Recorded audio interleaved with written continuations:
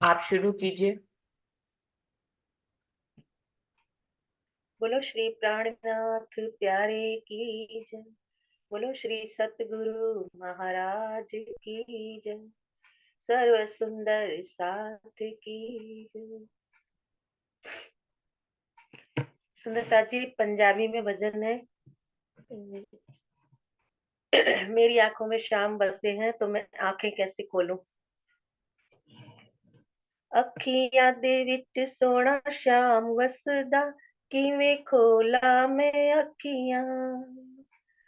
ਅੱਖੀਆਂ ਦੇ ਵਿੱਚ ਸੋਹਣਾ ਸ਼ਾਮ ਵਸਦਾ, ਕਿਵੇਂ ਖੋਲਾਂ ਮੈਂ ਅੱਖੀਆਂ।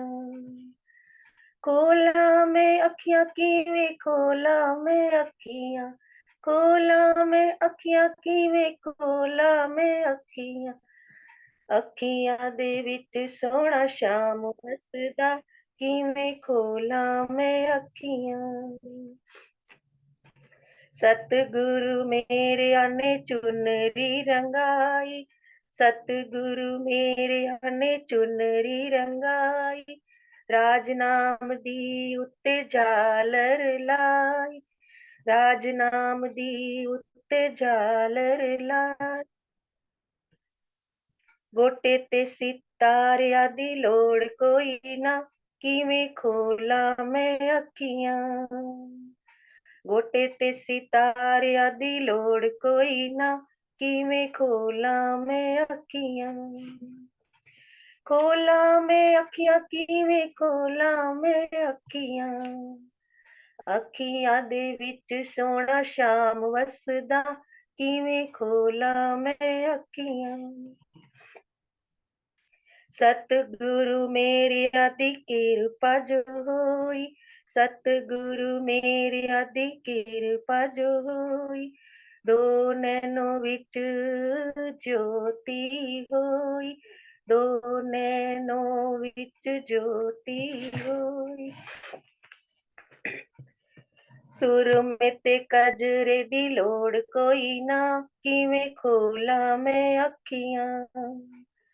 सुर में ते कजरे दी लोड़ कोई ना, किवें खोला मैं अखियां। खोला मैं अखियां किवें खोला मैं अखियां। अखियां दे विच सोहना शाम वसदा, किवें खोला मैं अखियां। सतगुरु मेरे आन किता ए कमाल वे। सतगुरु मेरे आन किता ए कमाल वे। मैं बनी बादशाह ते हुई माला माल वे। मैं बनी बादशाह ते हुई माला माल वे। मैनू और खजाने दी लोड़ कोई ना, किवें खोला मैं अखियां। मैनू और खजाने दी लोड़ कोई ना, किवें खोला मैं अखियां। खोला मैं अखियां किवें खोला मैं अखियां। अखियां दे विच सोहना शाम वसदा, किवें खोला मैं अखियां। राती सपने विच शाम मेरा आ गया। राती सपने विच शाम मेरा आ गया। सुआ सुआ रंग मेरी मांग विच पा गया। सुआ सुआ रंग मेरी मांग विच पा गया। ओ मैं ता हो गई सुहागिन दर्शन तेरे। मैं ता हो गई सुहागिन दर्शन तेरे, किवें खोला मैं अखियां। खोला मैं अखियां किवें खोला मैं अखियां। खोला मैं अखियां किवें खोला मैं अखियां। अखियां दे विच सोहना शाम वसदा, किवें खोला मैं अखियां।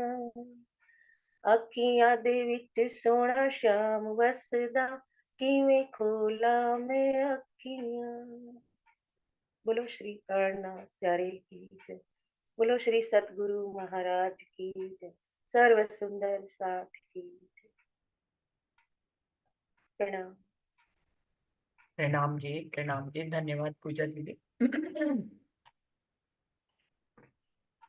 शुरू करते हैं सुंदर साथ जी। प्रथम लागो दोई चरण को, धने न छुड़ाइयो खीन, लाख तली लालेड़िया, मेरी जीभ की ही जीवन, इन पाँव तले पड़ी रहूं, धनी नजर खोलो बातून, पलना वालू निरखु नेत्रे, मेरी जीव के ही जीवन, मेरे जीव के ही जीवन।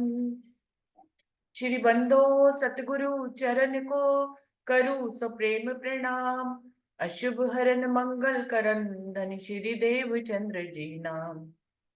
श्री प्राणनाथ निज मूलपति, श्री मेहराज सुनाम, तेज कुंवर श्यामा युगल, जी को पल पल करूं प्रणाम, पिया जी को पल पल करूं प्रणाम।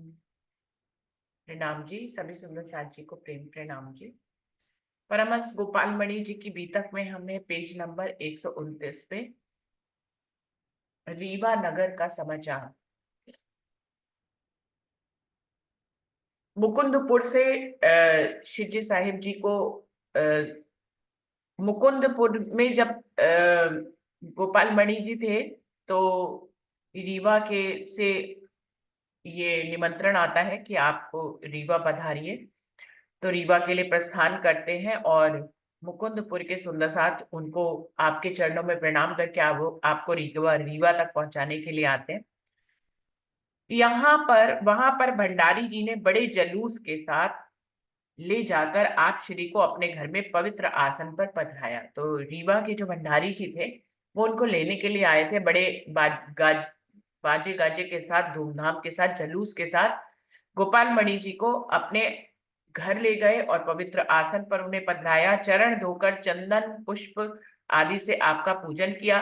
फिर दोनों हाथ जोड़कर प्रार्थना की कि हे गुरुदेव, मुझको मेरे परिवार सहित अपना शिष्य बनाकर चरणों में स्थान दीजिए। तो उन्होंने ये विनती करी कि मैं तो आपका पहले से ही शिष्य हूँ, लेकिन मेरे परिवार को भी आप अपना अपनाइए और सबको तारतम मंत्र देकर अपने चरणों में स्थान दीजिए। महाराज श्री ने साधु बाबा जी को उन्हें महामंत्र तारतम प्रदान करने हेतु आदेश दिया। श्री साधु बाबा जी ने महामंत्र सुनाकर उपदेश दे उन्हें पावन किया। उस दिन से भंडारी जी सब परिवार तन मन धन से धर्म की सेवा करने लग गए। अभी महाराज जी क्या कर रहे हैं अपने साथ साथ, साधु बाबा जी को तो पहले ही टिकुरी ग्राम दे दिया, जिम्मेदारी भी दे दी, वहां पे वो तारतम सुनाने भी लगे। अपने साथ भी जहां पर भी तारतम देने की बात आ रही है अब तो वो साधु बाबा जी से ही दिलवा रहे हैं। तो साधु बाबा जी को अब आगे करते जा रहे हैं महाराज जी और उनको जिम्मेदारियां देते जा रहे हैं।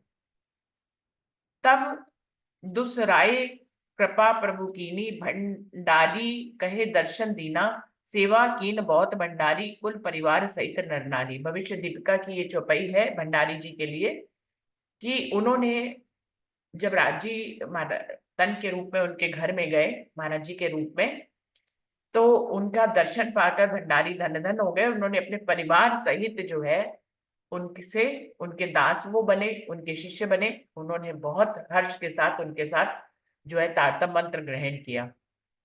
जब 5 दिवस सेवा करते व्यतीत हुए तब राजा साहिब का दीवान वजीर मथुरा प्रसाद और नंदराम पांडे ने सुना कि श्री परमहंस महाराज जी भंडारी के घर आए हुए हैं, तो दोनों तुरंत आपके दर्शन हेतु पहुंचे। तो राजा ने अपने दीवान को महाराज जी के पास भेजा। नृप वजीर अरु पांडे नंदा, आए जहां साधु सुख कंदा। इसके लिए भी चौपाई भविष्य दीपिका की दी हुई है कि राजा ने अपने वजीर पांडे को और नंदा जी को जहां पर साधु रुके हुए थे वहां पर भेजा और उनका हालचाल पूछा। उन्होंने श्री महाराज जी के चरणों में साष्टांग दंडवत प्रणाम कर दोनों हाथ जोड़कर प्रार्थना की कि हे कृपा सिंधु, हमारी अभिलाषा है कि आप दया कर हमारे बाग में पधारे तो हमें भी सेवा करने का सौभाग्य प्राप्त होगा, जिससे हम सब परिवार कृतज्ञ हो जाएंगे। आप श्री ने मथुरा प्रसाद दीवान तथा मंत्री नंदराम पांडे की प्रार्थना स्वीकार की और वहां से चल पड़े। मथुरा प्रसाद दीवान ने बड़े उत्सव व जुलूस के साथ आपको बाग में रहने का स्थान दिया और दोनों व्यक्ति तन मन धन से सेवा करने लगे। परिवार के तथा गांव के नर नारी आपके दर्शन कर अपने भाग्य को सराहते हुए ब्रह्म ज्ञान की चर्चा रस में आनंदित रहने लगे। तो अब रीवा के सुंदर साथ जो है वो उनकी ज्ञान चर्चा वहां पे प्रारंभ हो गई। रीवा के सुंदर साथ उनकी ज्ञान चर्चा सुन के खुद को अहोभाग्य कहते थे। बसंत, होली और फाग का समय था, इसलिए रात दिन श्री कृष्ण जी की लीला गाने बजाने में बड़े बड़े गुणीजन आपकी सेवा में तत्पर थे। राजा विश्वनाथ सिंह को जब खबर पड़ी कि आप श्री पधारे हैं तो वे दर्शन करने आए। राजा भी वहां का दर्शन करने आए। पहले उन्होंने अपने दीवान को भेजा, लेकिन अब स्वयं दर्शन करने के लिए आए। दर्शन कर चरणों में साष्टांग दंडवत कर सेवा में कुछ देर तक रहे और मथुरा प्रसाद दीवान से कहा कि मेरी तरफ से श्री महाराज जी की सेवा में 30 रुपए प्रतिदिन मेरे खजाने में से खर्च करना और एक एक मन अबीर प्रतिदिन देना। होली और फाग का समय चल रहा था, तो राजा ने ये सेवा बख्शी महाराज जी को कि 30 रुपए, उस समय 30 रुपए बहुत ज्यादा होते थे सुंदर साथ जी, तो 30 रुपए प्रतिदिन उनके खजाने से वहां पे दिए जाएंगे और एक मन अबीर और गुलाल जो होता है वो भी दिया जाएगा सेवा के लिए। इतनी सेवा राजा विश्वनाथ सिंह की तरफ से होने लगी। उस वर्ष श्री महाराज जी ने मथुरा प्रसाद के बाग में फाग की समैया मनाई। फाग की समैया मनाई मतलब ये होली का जो त्योहार है वही बाग में मनाया गया। अब इतना तो अबीर और गुलाल राजा ही दे रहे थे, तो फाग का महीना था, तो कृष्ण की लीला वहां पे जिन जिन को गानी आती थी वो महाराज जी की सेवा में रोज आकर जो है कृष्ण की होली की लीलाएं गाया करते थे। तो मथुरा वृंदावन की होली काफी फेमस है सुंदर साथ जी, क्योंकि कृष्ण जो है गोपियों के साथ खूब होली खेला करते थे।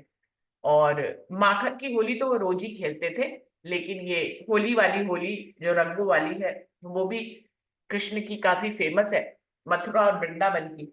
तो उस समय क्योंकि वही समय चल रहा था, तो जिन भी सुंदर साथ को इस तरह के भजन कीर्तन जो श्री कृष्ण की होली मनाने के ऊपर आते थे, वो आकर महाराज जी के सामने अपना अपना प्रस्तुतिकरण करते थे। काफी सुंदर साथ इकट्ठे हो रहे थे चर्चा सुनने के लिए, तो बीच में भजन कीर्तन भी होली को लेकर, होली के विषय को लेकर सुनाए जाते थे, जिनमें ये वाली क्षमता थी वो आकर अपना प्रदर्शन करते थे। तो यहाँ पर ही उन्होंने होली की फाग की समैया बाग में ही मनाई महाराज जी ने। समैया में मथुरा प्रसाद दीवान और नंदराम मंत्री दोनों सेवारत रहे और रीवा नगर के बहुत लोग सेवा में शामिल हो। उस समैया में संत महात्मा तथा सुंदर साथ दूर दूर से आए थे, जो फाग, होली और बसंत गाने में अति प्रवीण थे। श्री महाराज जी अपने कर कमलों से अबीर उड़ाते और पिचकारी चलाते थे। तो उनका वर्णन कर रहे हैं कि कैसे महाराज जी जो है अपने हाथों से ही पिचकारी लगा लगा के और गुलाल उड़ा उड़ा के सुंदर साथी को की तरफ प्रेम बरसाते थे। अपने प्रेम को इस तरह से फाग के महीने में हर कोई चाहता था कि भाई वो भी होली खेले, तो महाराज जी इस तरह से होली उन्होंने खेली सबके साथ। जो कोई उस भीड़ में आता था उसको रंगों से भिगोकर सराबोर लथपथ कर देते थे, और जिसके ऊपर श्री महाराज जी के हाथ से रंग नहीं पड़ता था वे अपने जीवन को धिक्कार मानता था। तो मतलब हर किसी को था कि महाराज जी मेरे ऊपर भी रंग डाले। तो इस तरह के प्रेम के भाव रहते थे। सुंदर साथ जी होली अभी भी सब जगह मनाई जाती है, पन्ना जी में भी होली मनाई जाती है, रतनपुरी में भी होली मनाई जाती है। तो इस तरह से होली का त्योहार विशेष होता है, हम लोग मनाते हैं। अपनी वाणी में भी फाग का वर्णन आया है। तो इस तरह से वो पन्ना जी में तो उसको बहुत ही अच्छे ढंग से मनाया जाता है। उसी हिसाब से वस्त्र भी पहनाए जाते हैं। पहले व्हाइट वस्त्र पहन रहे होते हैं, राज्य का श्रृंगार सफेद वस्त्रों में करते, फिर फाग से जो उनको रंगीन वस्त्र पहनाना शुरू करते हैं। तो इस तरह से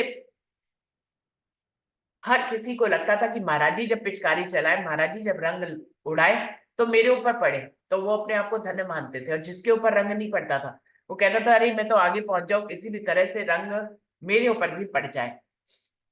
होली खेलने का आनंद राजा विश्वनाथ सिंह ने भी लिया, तो रीवा के राजा भी होली खेलने आए। आप श्री रीवा नगर में 1.5 साल 1.5 मास तक रहे, मतलब 1.5 महीना वहां पर हो गए। उस वर्ष फाग समारोह धूमधाम से रीवा नगर में संपन्न हुआ, क्योंकि महाराज जी थे और वो ही फाग मना रहे थे।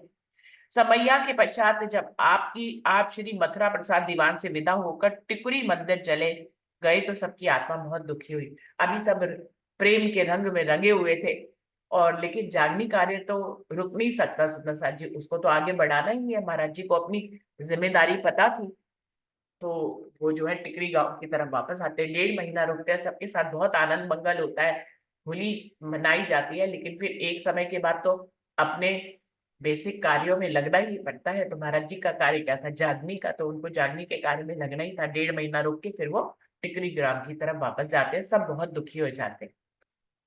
रीवा नगर से विदा होकर आप मार्ग में सबको दर्शन का लाभ देते हुए चले जा रहे हैं। दाएं बाएं तथा पीछे संत महात्मा और सुंदर साथ चल रहे हैं। तो उनका समूह ही चल रहा है पूरा, दाएं बाएं आगे पीछे सभी तरफ संत महात्मा सुंदर साथ उनका दर्शन करते हुए गाते बजाते उनके साथ चल रहे हैं। मध्य में श्री महाराज जी एक हाथ में छड़ी और दूसरे हाथ में सुमरनी, बगल में लाल रंग का तुम्बा पात्र और कंठ में छोटी बड़ी मालाएं, कटी में कोपोनी, ऊपर से घुटने तक श्वेत रंग आंचला और बदन पर श्वेत रंग की चादर, सिर केश और संकादिक भेष, चरण पादुका चिटकनी चाल से चले जाते हैं। जैसे शिवजी साहिब जी के फकीरी भेष का वर्णन किया गया है कि वो कद्दू का पात्र रखा करते थे और किस तरह से सुबर्णी हाथ में रहती थी। यहाँ पर जो है एक साफा सा पहने रहते थे, ऊपर एक चादर सी पहने रहते थे। तो इस तरह से जो महाराज शिवजी साहिब जी के फकीरी भेष का वर्णन किया गया, यहाँ पे महाराज जी के भी फकीरी भेष का वर्णन किया गया है कि मध्य में चलते थे, उनके चारों तरफ संत महात्माओं की भीड़ चलती थी, कुछ सुंदर साथ भी चलते थे गाते बजाते हुए। तो वो एक जलूस की तरह जो है, अब इतनी ख्याति उनकी फैल गई थी कि वो एक जलूस की तरह आगे जा रहे थे। तो उसी का वर्णन कर रहे हैं। उनके एक हाथ में छड़ी रहती थी और दूसरे हाथ में सुमरनी रहती थी, जिससे ऐसे ऐसे करके माला सुमरन की जाती है। और लाल रंग का तुम्बा, एक बड़ा सा तुम्बा झूला टाइप का उनके लटका रहता था, और छोटी बड़ी मालाएं उन्होंने गले में धारण की हुई थी। और कमर में कोपीन, कोपीन किसको कहते हैं मुझे नहीं मालूम, शायद पटके कोई कहते होंगे, किसी सुंदर से आपको मालूम हो तो बताएं। लिखा है कटी में कोपीन, मतलब कमर में कुछ पटका टाइप का शायद बांधा हुआ, उसको कोपीन कहते हैं। कोपीन पता है किसी सुंदर साथ को किसको कहते हैं?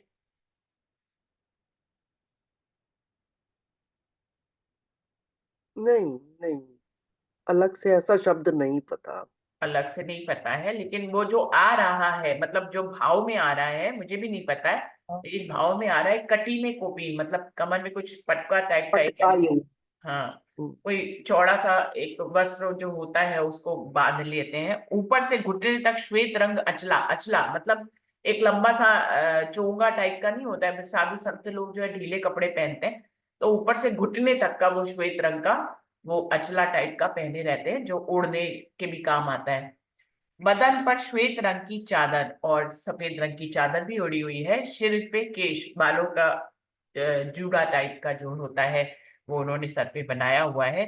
सनकादिक भेष मतलब एक विरक्त भेष उन्होंने धारण किया हुआ है, और चरणों में चरण पादुकाएं पहनी हुई हैं। लटकनी चाल से वो अपने सुंदर साथ के बीच में शोभायमान होते हुए महाराज जी लटकनी वटकनी चाल से चलते हैं। उस समय भी यात्राएं पैदल ही की जाती थी।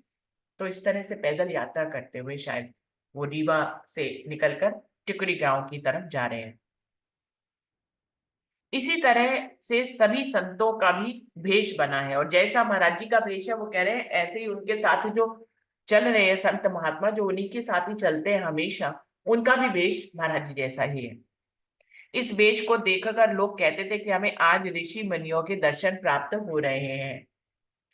और अनेक ग्राम नगर होते हुए ब्रह्मात्माओं को ढूंढते आप टिकुरी मंदिर पहुंचे, तो आसपास ग्राम की जनता दस सुंदर साथ आकर सेवा में तत्पर हो गए, तो टिकरी गांव पहुंच गए। जब टुकड़ी स्थान में रहते हुए कुछ दिन व्यतीत हुए तो आप श्री का महत्व प्रतिदिन बढ़ने लग गया। देखिए, जहां कहीं भी ब्रह्मात्माएं रुकती हैं और चर्चा वानी करती है तो उनका महत्व बढ़ता ही बढ़ता है। ब्रह्मात्माएं राज्य को जितना जाहिर करती है, उतना वो खुद भी जो है जाहिर होती चली जाती।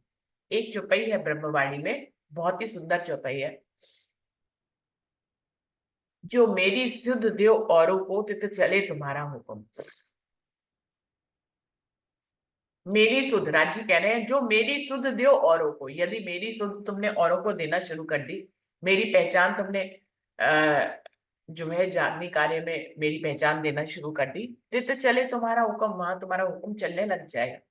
तो कितनी बड़ी महिमा राजी महाराज ने दी है कि मुझे जाहिर करो, तुम्हारी महिमा अपने आप ही बढ़ने लग जाएगी, तुम्हारा हुक्म के नीचे सुंदर साथ आने लग जाएंगे, तुम्हारा हुक्म चलने लग जाएगा। तो जो मेरी सुधती औरों को, तो चले तुम्हारा हुक्म। और एक और भी चौपाई है जिसका मुझे एक ही खंड याद है कि हम तुम होसी भेले जाहिर, यानी कि राजी कह रहे हैं मतलब तुम अलग जाहिर हो जाओ, हम अलग जाहिर हो जाए, ऐसा नहीं होगा। हम तुम होसी भेले जाहिर, मतलब जितना राज्य को कोई जाहिर करता है वो भी साथ में जाहिर होता चला जाता है। तो ये एक महिमा है जो राज्य के नाम के साथ ब्रह्म शिष्यों को मिली है। जितना जितना रूहें राज्य को जाहिर करती हैं वो खुद भी जाहिर होती चली जाती है। तो बड़ा सुंदर रिश्ता तो है ही है राज्य और रूहों का। लेकिन काल माया के ब्रह्मांड में भी राज्य ने इस रिश्ते को बनाया हुआ है। कैसे कि उनकी जागने में जितना जो है उनकी सुध उनको परम धाम की रूहें प्रचारित करेंगी, लोगों को अक्षरातीत पूर्ण पाद्रम के बारे में बताएंगे, उतना ही उनका हुक्म चलता चला जाएगा।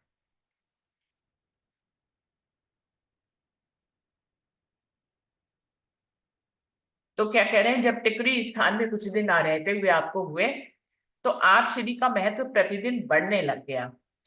पास के ही अरुआ अरुआ ग्राम में सन्यासियों का एक मठ था। उस मठ के महंत का नाम राधिकापुरी था, जो प्रकांड विद्वान थे। एक दिन वे अपने शिष्यों सहित भ्रमण करते हुए श्री महाराज जी के दर्शन करने पहुंच गए। काफी ज्ञानी थे, महाराज जी का नाम खूब सुना, तो उनके दर्शन करने के लिए आए।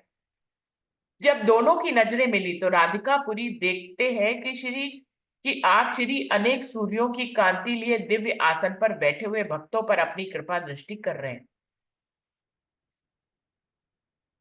राधिकापुरी जी को जो महाराज जी का स्वरूप दिखा, वो विशेष कांति वाला पहले से ही दिखा। उनको लगा कि उनके मुखारविंद में एक विशेष कांति है, और वो आसन पर विराजमान होकर सुंदर साथ को जो है ब्रह्म ज्ञान की चर्चा सुना रहे हैं, उनके ऊपर मिहिर कर रहे हैं। आप श्री का तेज देखकर उन्हें समीप जाने का साहस नहीं हुआ और दूर ही खड़े रह गए।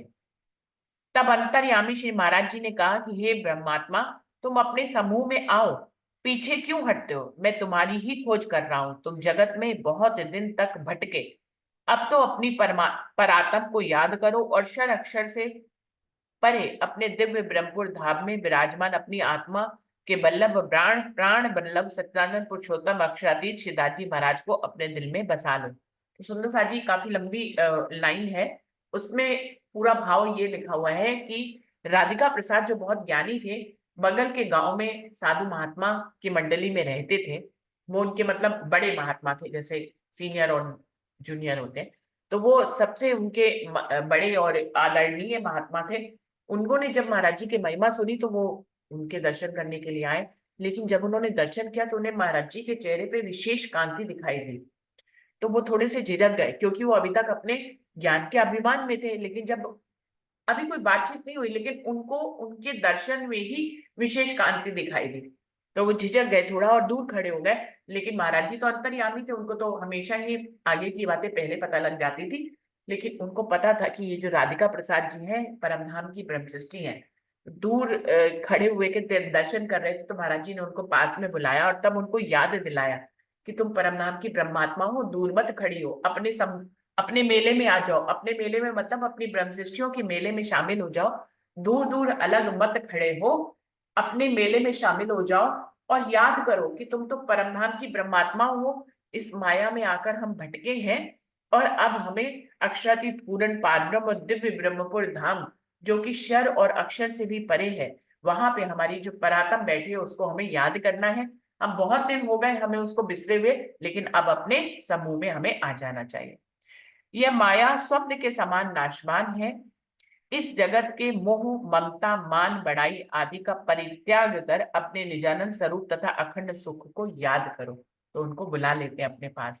राधिका पुरी ने आप श्री के मुखारबिंद से जब ऐसे वचन सुने, तभी आत्मा का पर्दा हट गया और आत्मा जागृत दशा को प्राप्त हो गई। उन्हें अपने स्वरूप का अनुभव होने लगा और वे दौड़कर श्री महाराज जी के चरणों में लिपट गए और दोनों हाथ जोड़कर प्रार्थना करने लगे, आए चरण में आपके ज्ञान संपदा भूल, राखो चरण के पास अब हों सदा संकुल। पल भर में ही उनको परमधाम का, अपनी परातम का अनुभव महाराज जी ने उनको करा दिया। एक पल में ही, जबकि वो दुनियाविक ज्ञान के बहुत, मतलब जो वेद शास्त्र वगैरह थे, इस तरह के ज्ञानी थे वो। अभी उनको ब्रह्मवाणी तो मिली नहीं थी, ना ही कोई अक्षर की पूर्ण पारब्रह्म की कोई निशानी ही मिली थी कि वो उस ढंग से जागृत होते। वो तो दुनिया के प्रगाढ़ पंडित थे, जैसे और संत महात्मा होते थे। लेकिन यहाँ आकर सारा अभिमान तुरंत ही धुल गया। महाराज जी ने जैसे ही उनको अपनी तरफ खींचा, उनको पूर्ण परमधाम राज्य के स्वरूप और अपनी परातम का अनुभव पल भर में ही हो गया। उनकी आत्मा के ऊपर जो पर्दा पड़ा था, तुरंत पल भर में ही खत्म हो गया। यहाँ पे लिखा हुआ है, उन्हें अपने स्वरूप का भी अनुभव होने लग गया। पल भर में ही, इतनी जागनी करने पे ही उनको अपने स्वरूप का अनुभव होने लग गया और वे दौड़कर महाराज जी के चरणों में आकर लिपट गए और क्या कहने लगे, आए शरण में आपके ज्ञान संपदा भूल। हम आपकी शरण में आ गए और सारा ज्ञान जो हमने लिया था वो हम पूरा का पूरा समझ लीजिए भूल गए हैं। अब हमें उससे कोई मतलब नहीं है। आपने जो हमें अनुभव करा दिया पल भर में, तो हमारा सारा ज्ञान धुलकर जो है घमंड जो है वो उतर गया। तो क्या कह रहे हैं, आए चरण में यहाँ पर कि ज्ञान संपदा भूल, सारी ज्ञान की संपदा जो है हम भूल गए हैं। राखो चरण के पास हम हूँ सदा संकुल। आप मुझे अपने चरणों में स्थान दीजिए, मैं सदा संकुल होकर आपके चरणों में सेवा करता रहूं। हे स्वामी, मुझे अब चरणों का दास बनाकर मेरी आत्मा को शांति दीजिए। आप श्री ने उनकी प्रार्थना स्वीकार कर उन्हें महामंत्र तारतम का उपदेश दिया और महामंत्र तारतम को श्रवण करते ही उनकी आत्मा को प्रकाश मिल गया और उन्हें हद बेहद माया ब्रह्म व सत्य असत्य की जानकारी मिली और पाताल से लेकर दिव्य ब्रह्मपुर धाम तक का अनुभव हो गया। बताइए, पल भर में ही तारतम मंत्र लेते ही उनको पाताल से लेकर दिव्य ब्रह्मपुर धाम यानी कि परम धाम तक का अनुभव उनको पूरा होने लग गया। किसी भी ज्ञान को पढ़ने की जरूरत नहीं, कोई शास्त्र पढ़ने की जरूरत नहीं, बस महाराज जी ने बताया, उनकी आत्मा जागृत हो गई और उनको देखिए पूरा काल माया योग माया परम धाम पूरा अनुभव होने लग गया। आपकी परातम का भी अनुभव होने लग गया। चमत्कार ही है सुंदर साथ जी। अभी तो आजकल की अगर देखें तो हमारे ऊपर तो बहुत माया, इतनी जल्दी ऐसे जागनी नहीं होती किसी की भी, लेकिन इनकी जागनी पल भर में ही हो गई।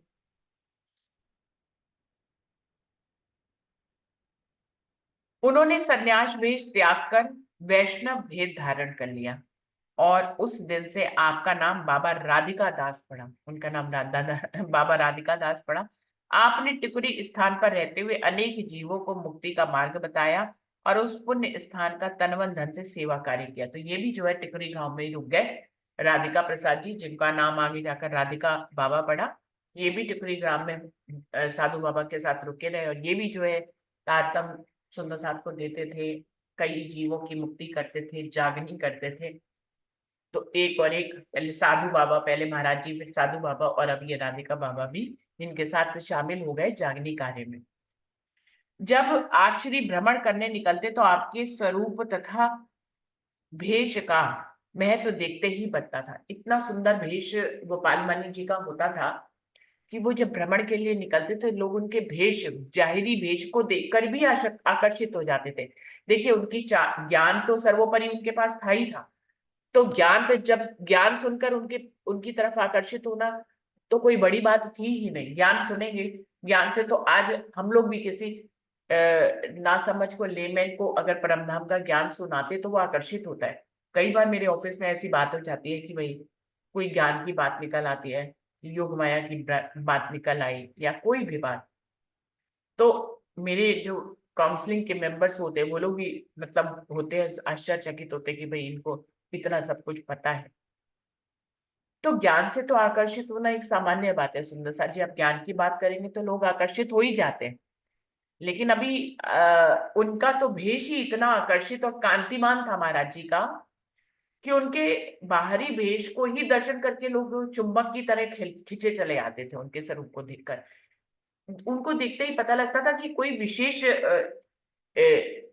बल कह ले, कोई आत्म बल कह ले, कोई पावर कह ले, शक्ति कह ले, कुछ भी कह ले, तो उनके स्वरूप को देख कर ही लगता था कि उनके अंदर कोई आत्मिक बल है, बहुत पवित्र आत्मा है, कोई आत्मिक बल है, कि उनके जाहिरी स्वरूप के दर्शन करके भी सुंदर साथ जो है वो उनकी तरफ आकर्षित हुआ करते थे।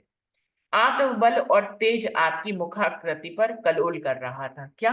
आत्मबल, जो उनका आत्मा का बल है, और उनका जो तेज है वो उनके मुखार बिंद पे हमेशा खिला रहता था। इसीलिए उनकी कांति को देखकर हर कोई उनकी तरफ आकर्षित हो जाता था।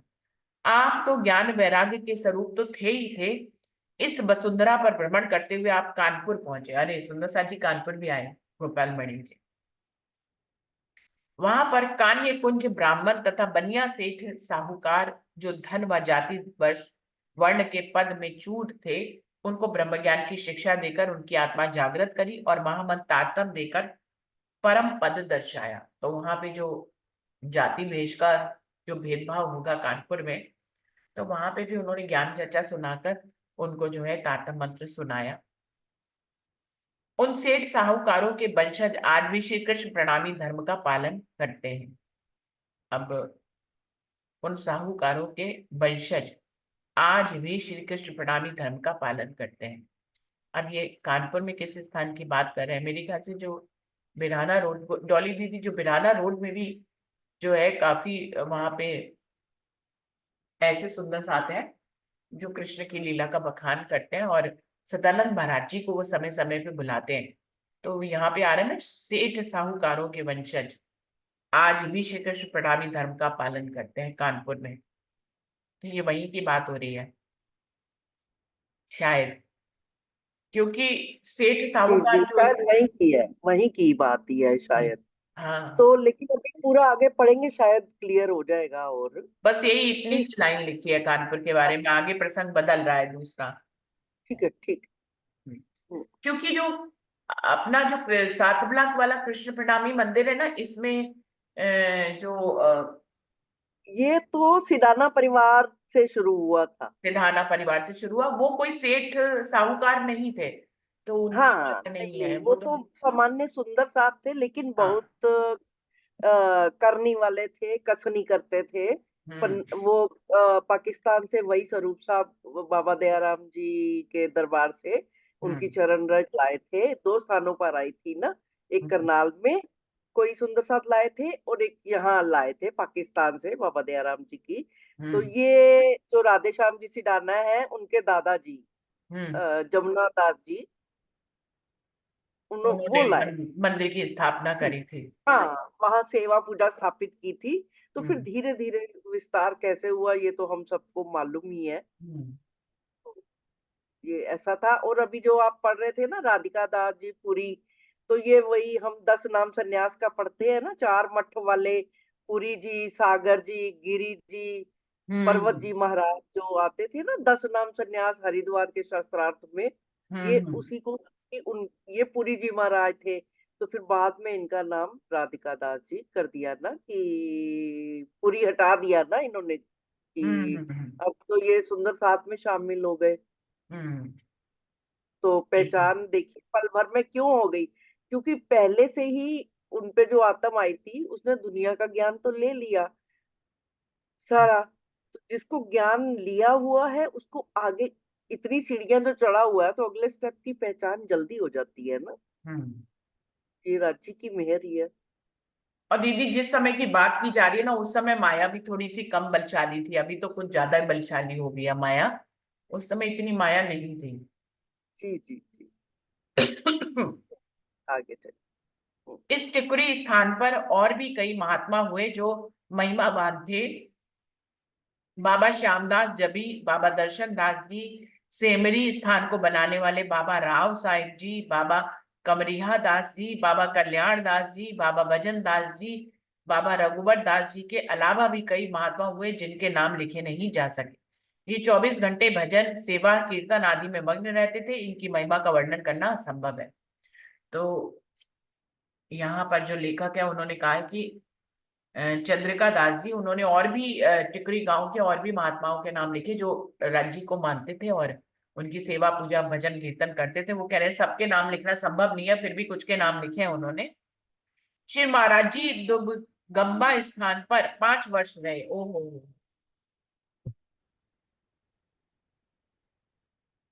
तो श्री महाराज जी दुबगंगा स्थान पर 5 वर्ष तक रहे और आप श्री ने इस स्थान पर महत्व बताकर साधु बाबा जी को इसका प्रधान नियुक्त किया और अपने फूलपुर भैया भावतीपुर को प्रस्थान किया। तो अब शायद साधु बाबा जी को दुबगंबा दुबगंबा स्थान भी जो है साधु बाबा जी को सौंप दिया। वैसे टिकुरी तो सौंपा ही हुआ था, अभी तो वहां उनकी सेवा में उनके साथ जो है वो राधिका बाबा भी रहने लग गए। तो इस तरह से और स्थान उनके महत्व बनाकर, जागनी स्थल बनाकर उनको जो है वो किसी न किसी के सुपुर्द करके गोपालमणि जी वापस फूलपुर भैया भैया गांव में आ जाते थे। लेकिन किसी भी स्थान को वो एक मुख्य स्थान बनाकर और वहां पे जागनी केंद्र जैसा स्थापित करके, या कहना चाहिए मंदिर बनाकर, एक स्थान बनाकर के सुंदर साथ वहां पर ज्ञान चर्चा के लिए आने लगे। तो इस तरह से उन्होंने जागनी कार्य शुरू तो बहुत समय से हो गया था, मतलब और बढ़ाते चले जा रहे थे इस तरह से। जब आप टिकुरी स्थान से विदा होने लगे, आसपास गांव के सब सुंदर साथ व्याकुल हो गए और चरणों में प्रणाम कर रोने लगे। विलाप करते हुए कहने लगे कि हे नाथ, हे स्वामी, हमें त्याग कर अब आप कहाँ जा रहे हैं? अब हम किसके सहारे रहेंगे? तब श्री महाराज जी ने सब सुंदर साथ को समझाते हुए कहा कि हे मेरे प्यारे सुंदर साथ जी, तुम्हारा हाथ तो पूर्ण पार्वण बख्शाती श्री कृष्ण जी के हाथ में पकड़ा दिया है। तुम किसी बात की चिंता मत करो। इस स्थान में अनेक महात्माओं को जग की जागनी होगी। ईश्वरी और जीव सृष्टि भी इस स्थान की सेवा कर मुक्ति सेवा को प्राप्त होगी। उस स्थान के पूज्यपाठ श्री साधु बाबा जी को अपना सद्गुरु मानना, इसको मैंने अपने हृदय में निवास स्थान दिया है। तो साधु बाबा को के साथ सबको जोड़ते जाते थे। जो कोई कहता था कि भाई अब हम कैसे आपके बिना रहेंगे, तो वो कह रहे आंतरिक रूप से तो तुम्हें राजीव से जोड़ दिया है, जाहिरी रूप में साधु बाबा से जोड़ दिया है। तो जागनी कार्य यहाँ पर तुम लोग को भी इनके जागनी कार्य में सहयोग करना चाहिए। या बहुत से ब्रह्म सृष्टि, ईश्वर सृष्टि और जीव सृष्टि जागेंगे, तो आप इसी स्थान पर रहिए, साधु बाबा को अपना सद्गुरु मानिए, क्योंकि साधु बाबा मेरे हृदय में रहते हैं। इस तरह सुंदर साथ को समझाकर आपने धीरज बंधाया। तो इस तरह से सुंदर साथ जी आगे की तरफ बढ़ते हैं। महाराज जी, श्री महाराज जी के चरणों में सुंदर साथ से ने साष्टांग प्रणाम किया और साधु बाबा जी के साथ कई संत महात्मा तथा सुंदर साथ आप श्री को भैया स्थान तक पहुंचाने भी गए। 4 दिन वहां रहकर सुंदर साथ लौटे। 1 माह बाद साधु बाबा जी भी संत मंडली के साथ लौट आए। आप श्री विक्रम संवत 1901 को फूलपुर भैया स्थान पर पहुंचे। संत महात्मा तथा पूर्ववासी सुंदर साथ दर्शन कर साष्टांग दंडवत प्रणाम करने लगे और इतने दिन के वियोग के कारण उनके नेत्रों से अश्रु भर आते थे। दूर दूर ग्राम के सुंदर साथ आने लगे और आप श्री के पास बैठकर रात दिन भजन कीर्तन करने लगे। आप श्री वेद शास्त्र, पुराण, उपनिषद, तंत्र, इतिहास इत्यादि शास्त्रों के गूढ़ रहस्य खोलकर बताते थे और ब्रह्म सृष्टि के लिए अखंड परम धाम का दरवाजा खोलकर जाहिर कर देते थे और बताते थे कि जो कोई ब्रह्मवाणी का रसपान करेगा वह बिना कसनी, बिना तप, योग, यज्ञ,